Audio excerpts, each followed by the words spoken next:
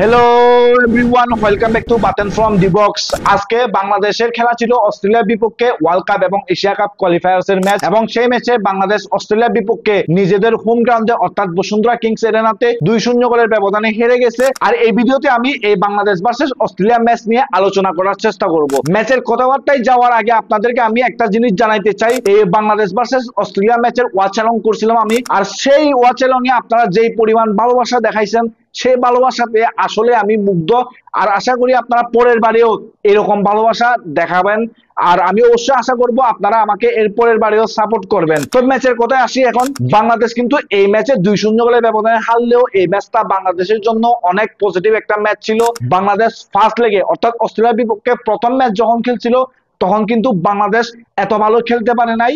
আজকে বাংলাদেশ ওই ম্যাচের পুনরাবৃত্তি হতে নাই। আজকে বাংলাদেশ ওই ম্যাচে যে ভুলগুলা করছে ওই ভুলগুলা থেকে শুধরাই নিছে অনেকগুলা ভুল। আর আজকে কিন্তু বাংলাদেশ একটু লাকি ছিল, আবার বাংলাদেশ একটু আনলাকিও ছিল, আর অন্যদিকে অস্ট্রেলিয়া একটু আনলাকিও ছিল। কারণ অস্ট্রেলিয়া আজকে মোটামুটি চান্স ক্রিয়েট করছে, অস্ট্রেলিয়া আজকে মোটামুটি বাংলাদেশের উপর প্রেসার ক্রিয়েট করছে, কিন্তু অস্ট্রেলিয়ার যে চান্সগুলো ক্রিয়েট করছে ওইগুলা ওরা গোলে কনভার্ট করতে পারে নাই।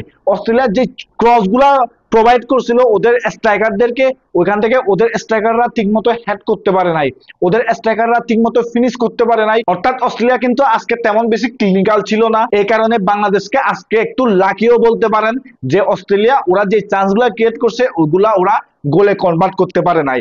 আবার বাংলাদেশ একটু আজকে আনলাকিও ছিল, কারণ বাংলাদেশ যে দুইটা গোল কনসিড করছে তার মধ্যে ফার্স্ট গোলটা একেবারে ওইটা গোল হওয়ারও যোগ্য না, মানে আনলাকি ছিল পুরা বাংলাদেশ। এবং ওইখানে মেহেদী হাসান মিতু ওই যে শটটা আসছে ওই শটটা ব্লক করতে গেছে, ওইখান থেকে রিফ্লেকশনে বলটা কিন্তু ফার পোস্টে গিয়ে গোল হয়ে গেছে গা। আর কিন্তু এই যে শটটা করছে অস্ট্রেলিয়ার প্লেয়ার ওইটা কিন্তু নিয়ার পোস্টে ছিল, এবং নিয়ার পোস্টে মিতুল মার্মা চলে গেছিল ওই শটটা সেভ করার জন্য, কিন্তু ওই যে মেহেদী হাসান মিতু রিফ্লেকশনে ওই বলটা কিন্তু ফার পোস্টে গিয়ে গোল হয়ে যায়।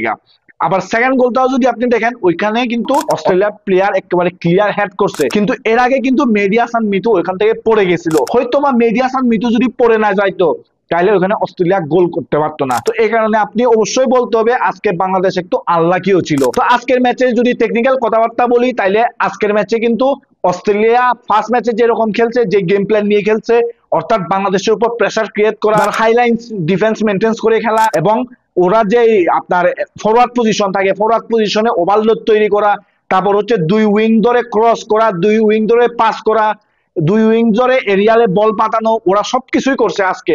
আর ফার্স্ট লেগেও ওরা সেন্টার থেকে কোনো বল খেলে নাই, এই ম্যাচে ওরা সেন্টার থেকে কোনো বল খেলে নাই, যা খেলার খেলছে সব উইং থেকে। কিন্তু আজকের ম্যাচে বাংলাদেশ কিছুটা চেঞ্জ নিয়ে আসছে। আমরা বরাবরই যেটা দেখি বাংলাদেশ 4-4-2 ফরমেশনে খেলতেছে হাবিয়ার ক্যাপেরার আন্ডারে। আর বাংলাদেশ কিন্তু ওদের গেম প্ল্যান হচ্ছে ওরা ব্যাক থেকে বিল্ড আপ করবে, ওরা গোলকিপার বা আপনার সেন্টার ব্যাক বা ফুল ব্যাককে দিয়ে ব্যাক থেকে বিল্ড আপ করে আপনার বিল্ড আপ ফুটবল খেলবে, কিন্তু সেটা আজকে আমরা দেখতে পারি নাই।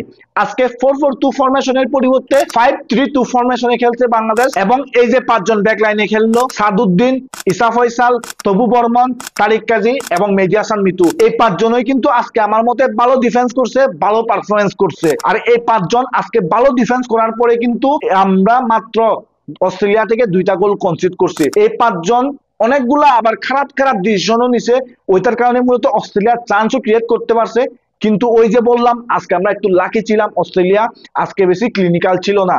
কিন্তু এই পাঁচজন ভুল করলেও এই পাঁচজন কিন্তু আজকে অনেক ভালো খেলছে, অর্থাৎ ভুল থেকে ওদের ভালো পারফরমেন্সের মানে গ্রাফটা বেশি থাকবে অবশ্যই। তো এই পাঁচজন আজকে অবশ্যই অবশ্যই প্রশংসা ডিজার্ভ করে। আর তার সাথে মিতুল মার্মাও কিন্তু ভালো করছে আজকে। মিতুল মার্মা কিন্তু কয়েকটা একেবারে ইজি চান্স গোলে কনভার্ট করতে দেয় নাই অস্ট্রেলিয়াকে। আর তারপরে যদি আমি বলি তাইলে মিডফিল্ড পজিশনে সোহেল রানা এবং হচ্ছে মানে সোহেল রানা, আর তারপর হচ্ছে আপনার এই যে খেলছিল হৃদয় আজকে ভালো খেলছে আমার মতে। হৃদয় কিন্তু ডিফেন্সিভ মিডফিল্ডার পজিশনে খেলছে, ও বেশিরভাগ দেখা গেছে একেবারে ডিফেন্স লাইনের সাথে এসে ও ডিফেন্স করছে। আবার যখন চন্দন রায় আসছে, চন্দন রায় কিন্তু এই ডিফেন্সিভ মিডফিল্ড পজিশনে খেলছে, আর হৃদয় একটু আপে গিয়ে ও অ্যাটাকে কন্ট্রিবিউট করার চেষ্টা করছে। আর অন্যদিকে দুইজন ফরওয়ার্ডের কথা যদি বলি, রাকিব এবং মোরসালিন, আমার মতে দুইজনেরও আজকে একটু অফ ফর্ম ছিল, আর থাকবেই না কেন, কারণ বাংলাদেশ আজকে অ্যাটাকিং ওয়াইজ তেমন কিছুই করতে পারে নাই বলতে গেলে।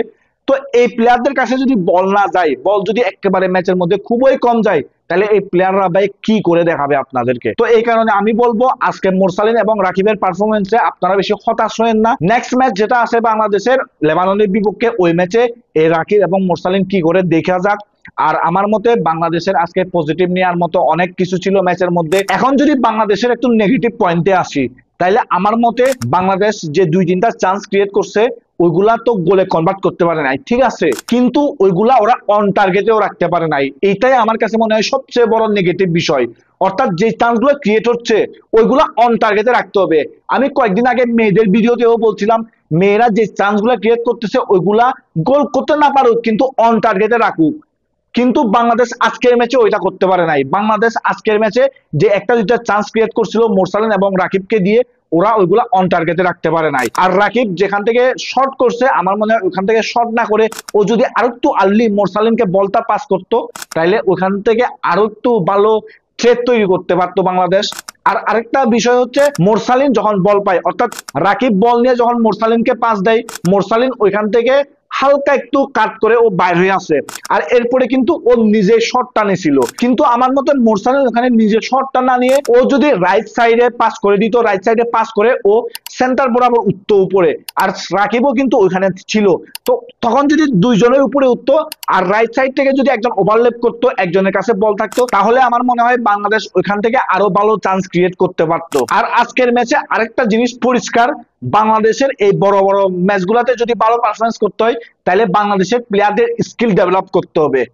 আজকে একটা মোমেন্টে কিন্তু রাকিব হোসাইন এই যে অস্ট্রেলিয়ার একটা ডিফেন্ডারকে 1 ভার্সেস 1 পাইছিল, কিন্তু ওইখানে রাকিব হোসাইন কি করছে, ও ড্রিবলিং না করে ও হচ্ছে আপনার ঘুরে গেছে, ঘুরে গিয়ে ও ব্যাকে চলে আসছে। ওইখানে যদি রাকিব হোসেনের ড্রিবলিং স্কিল ভালো থাকতো, তাইলে কিন্তু রাকিব হোসেন ওকে 1 ভার্সেস 1 ড্রিবলিং করে যদি পার হইতে পারতো, তাহলে ওইখান থেকে রাকিব হোসেন নিজের শটটা করতে পারতো বা মোরসালিনের জন্য একটা ভালো চান্স ক্রিয়েট করতে পারতো। আবার আরেকটা জিনিস হচ্ছে, মোরসালিন আরেকটা বল হচ্ছে ও বাইর করে নিয়েছিল ডিফেন্ডারদের থেকে, কিন্তু ওইখান থেকে ও যখন রাকিবকে পাস করে, ওই পাসটা কিন্তু ও ঠিক মতো করতে পারে নাই। তো আমার মনে হয় আজকের ম্যাচে এই যে মিস পাস, এই মিস পাস গুলা কমাইতে হবে। এই মিস পাসটা আমাদের আজকের ম্যাচের মোস্ট নেগেটিভ বিষয় ছিল।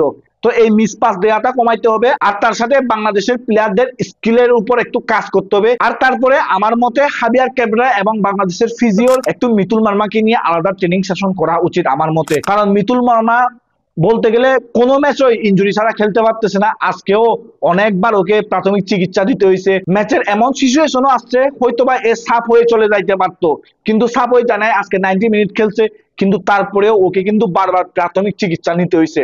তো আমার মনে হয় ওর ফিজিক্যাল ফিটনেসটা ভালো করা উচিত, কারণ ও ট্যালেন্টেড প্লেয়ার, ওর ভিতরে অনেক পটেনশিয়ালিটি আছে। এই কারণে আমার মনে হয় ও যদি এরকম করে বারবার ইনজুরিতে পড়তে থাকে, তাইলে এর ক্যারিয়ারটা হয়তোবা হুমকির মুখে পড়ে যাবে গা। তো এই কারণে আমার কাছে মনে হয় এখনো সময় আছে ওকে নিয়ে কাজ করার, ওকে নিয়ে কাজ করতে হবে। ওর যে ফিজিক্যাল ফিটনেস আছে, ওই ফিজিক্যাল ফিটনেস এর উপর আরো একটু ভালোভাবে কাজ করতে হবে আমার মনে হয়। আর আজকের ম্যাচে স্পেশালি ভাবে একটা থ্যাঙ্কস পাইতে পারে ইসা ফয়সাল। আমি প্রিভিউ ভিডিওতে বলছিলাম সাদুদ্দিন যদি লেফট ব্যাকে খেলে তাহলে ইসা ফয়সালের কোনো চান্স নাই, কিন্তু আজকে হাবিয়ার ক্যাবরা ইসা ফয়সালকে লেফট সাইডে এবং সাদুদ্দিনকে রাইট সাইডে কেন রাখছে, এটা ইসা ফয়সাল প্রুভ করে দেখাইছে আমাদেরকে। ইসা ফয়সাল আমাকে আজকে ভুল প্রমাণ করে দেখাইছে।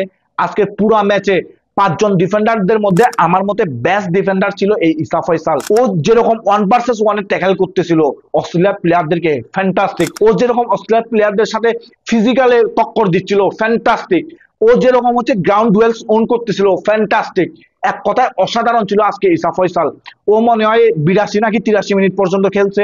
ও যে 82-83 মিনিট পর্যন্ত খেলছে ম্যাচটা, সেরা ছিল পুরা ম্যাচে ওর। আর আজকে তপু বর্মন বলেন, তারিক কাজী বলেন, শাকিল হোসাইন, তারপর মেহেদী হাসান মিতু, সবার পারফরমেন্স ভালো ছিল। অনেকজনে মিতুর পারফরমেন্সে হতাশ, কিন্তু মিতুর পারফরমেন্স আজকে আমার মতে ভালো ছিল। ও দুইটা একটু মিস্টেক করছে, দুইটা গোল কনসিড করার পিছনে ওর হাত আছে, কিন্তু তারপরেও পুরা ম্যাচের মধ্যে যদি আপনি দেখেন ওর ক্লিয়ারেন্স গুলা, ওর ব্লক গুলা ভালো ছিল আমার মতে।